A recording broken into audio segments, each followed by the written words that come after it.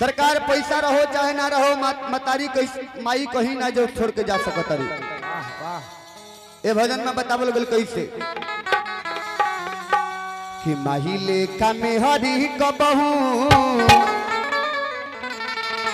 अरे बतियो न सहे कि माही लेखा में हरी कबहू कि बतियो न सहे पैसा रही लगे तबे राजा जी को पैसा रही लगे राजा जी को पैसा रही लगे राजा जी को नहीं लेखा में हरी कबहू बतियो न सही नहीं लेखा में हरी कबहू बतियो न सही पैसा रही लगे तबे राजा जी को पैसा रही लगे तबे राजा जी को पैसा रही लगे तबे राजा जी को तमक नीक ना दिलाई रे माई तमक नीक ना दिलाई रे माई ममता में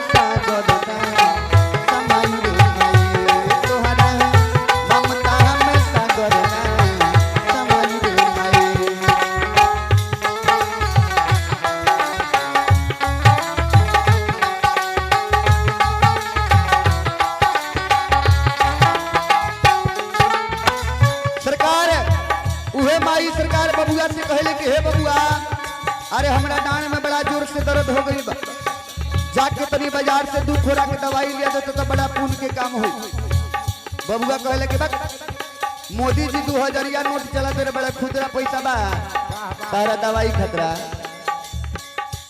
बाप आ गए राम जी के तिलक लेके राम जी के सार हुआ का जी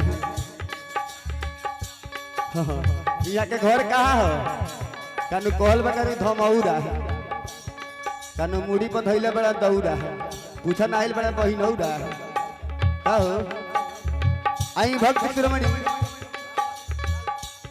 गुप्त दान में देखिए 51 रुपया के दान परमात्मा के दरबार में आई। ये मंच की तरफ से कोटि कोटि धन्यवाद बा।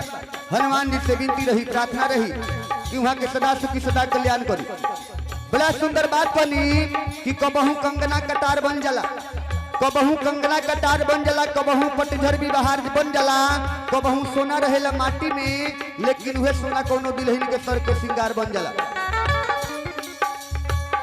बबुआ कहले कि 2000 नोट चला देला बड़े मोदी जी खुदरा पैसा बा तारा दवाई खतरा लेकिन वह बबुआ सरकार घर के अंदर जाले मलकिनी खाना खियावेली बेना डोलावेली आ कहलिया जी सुना तनी सेंडिलिया के एगो काटी छटक गइल बा जाके बाजार से तनी सिवा के लिया देती तो बड़ा पुण्य के काम हो। बबुआ कहले कि धर अखबार में लपेट के धो दिया जाके सिवा के लिया दे लेकिन एगो होगा बबुआ बालो सरकार बाजार में चल जाई लोग आधा किलो रसगुल्ला 1 किलो रसगुल्ला किन ले लोग मोटरसाइकिल के हैंडल में साइकिल के हैंडल में लटका ली लोग आ जब घर के लगे आई लोग तो घर के पहले ही रही लोग तो 10 कदम घंटी लागी लोग मारे। बबुआ 2 लइकुआ बने सब पापा पापा कह कहिया सब मिठाइया लेके जात रह सब बुढ़िया माई दरवाजा पर बैठल बिया। आई भक्त श्रमणी बालेश्वर यादव भवानीपुर निवासी वहां के तरफ से ढेर सारा दान है हनुमान जी के दरबार में आई। ये मंच के तरफ से कोटि कोटि धन्यवाद बा। कहल बा कि चिउटी कबो माटा ना होई कहू चिउटी कबो माटा ना होई चीनी कबो खाटा ना होई। ए विनोद जी हई असना सतवरिया में तहरा कर दम हई नावका टोला पर कर दे हैं असना दासा एरिया तो एरिया है जवार में कहीं तोहर साटा ना हो। सरकार माई बुढ़िया माई दरवाजा पर बैठल बाड़ी रसगुल्ला मिठाई देखा तरी जाता थे घर के अंदर बबुआ के तनका दाह प्रेम में आइल बबुआ कहत रहे कि सुन तरु तनका रसगुल्ला में से एगो माइयो के दे दी उहो सीख ली बुढ़ा गई और सुना झाड़ के सरकार बोला एको का पूरा ले जाकर दे दी बड़ा लल्लू आइल बड़ी रसगुल्ला खाई है मुंह में दांत पहले लेके सारा रस चूस जाई। सरकार माई से इतना झूठ बोलल जाता हो माई के दवाई खातिर पैसा नहीं के खोला हरी के खाए खातिर आवता रसगुल्ला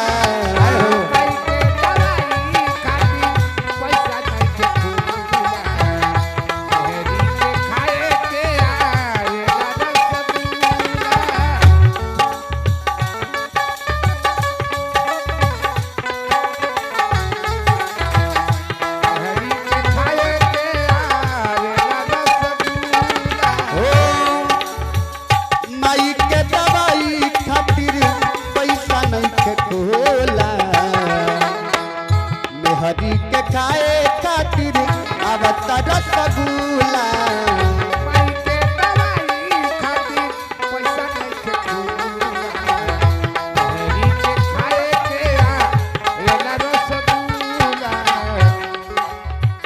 ओकरा के कवनो रे सुगना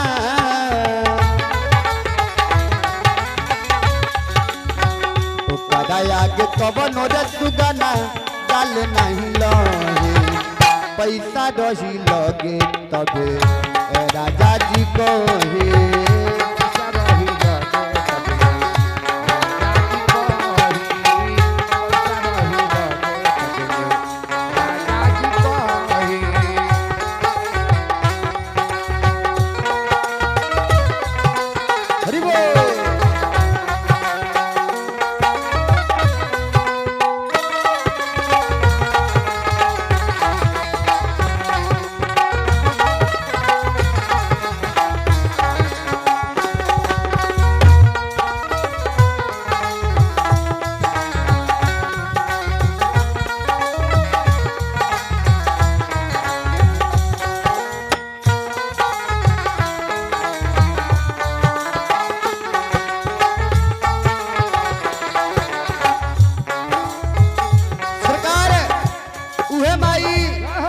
जब बबुआ बाहरा से कमा के आवेले तो सबसे पहले माई मुहरी रखेली कि बबुआ कवना कारखाना में कमात रह हल दवानी गई रह दुबरा गइल बा बबुआ आंख धस गइल बा गाल धस गइल बा टाइम से ना खात रह लेकिन उहे मेहरू सरकार घर के अंदर बबुआ जब जाले तो मलकिनी कहली कि सुनत रह फोनवा पर कहल रहनी 5000 के बनारसी साड़ी लियावे के लिए बड़ ना लिया लोग तो झगड़े शुरू बा भगत जी सरकार ऐसा होता है दुनिया में एक कलयुग में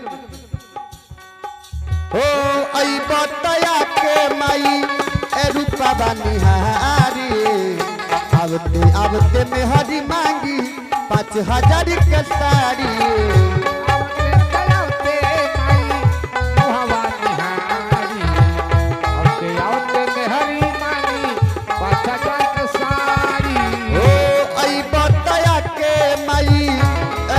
बनिहारे आवते आवते में हरी मांगी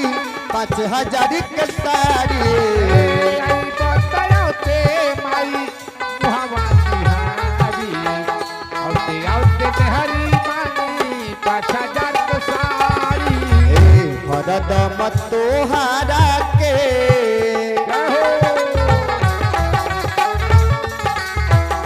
हरदम तोहारा के बिजली मुखिया जी के तरफ से देखी है 21 रुपया की दान परमात्मा के दरबार में ये मंच की तरफ से कोटि कोटि धन्यवाद। हनुमान जी से विनती रही प्रार्थना रही कि वहां के सदा सुखी सदा कल्याण करो। हरदम तोहारा के दही खानी मोही पैसा नहीं लगे तबे राजा जी को ही पैसा नहीं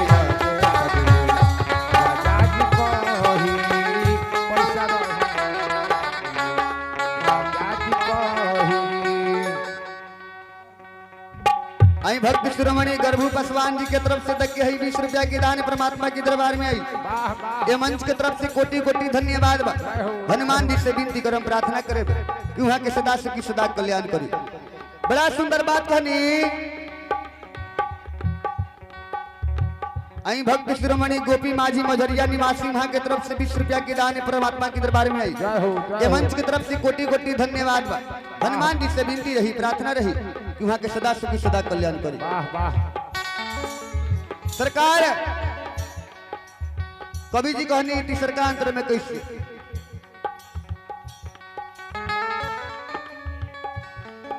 हो विश्वनाथ जुनू बतिया सोच विचार माई नहीं मिली है मेहरी मिल जाई है हजारे।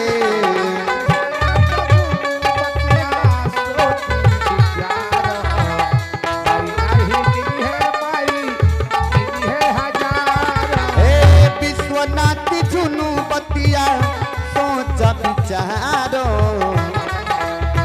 कि माई नहीं मिली है मेहरी मिल जाई है हजारे।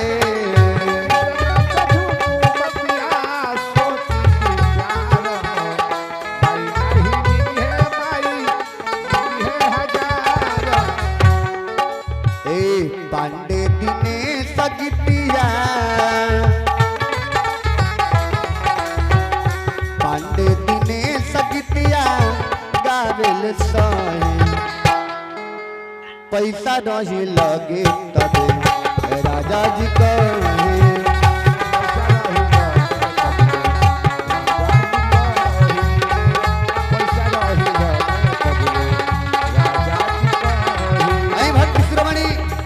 लाल झरी जी के तरफ से देखी है 10 रुपया की दान परमात्मा के दरबार में आई। ये मंच के तरफ से कोटि कोटि धन्यवाद। हनुमान जी से विनती कर प्रार्थना कर कि वहां का दिन दुना रात चौगुना बनल रही।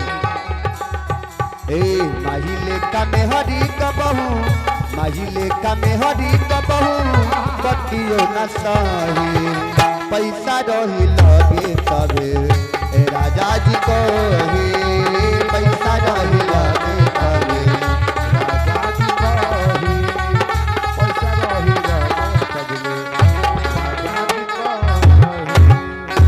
प्रेम से बोली आनंद कंद भगवान की। श्री वृंदावन।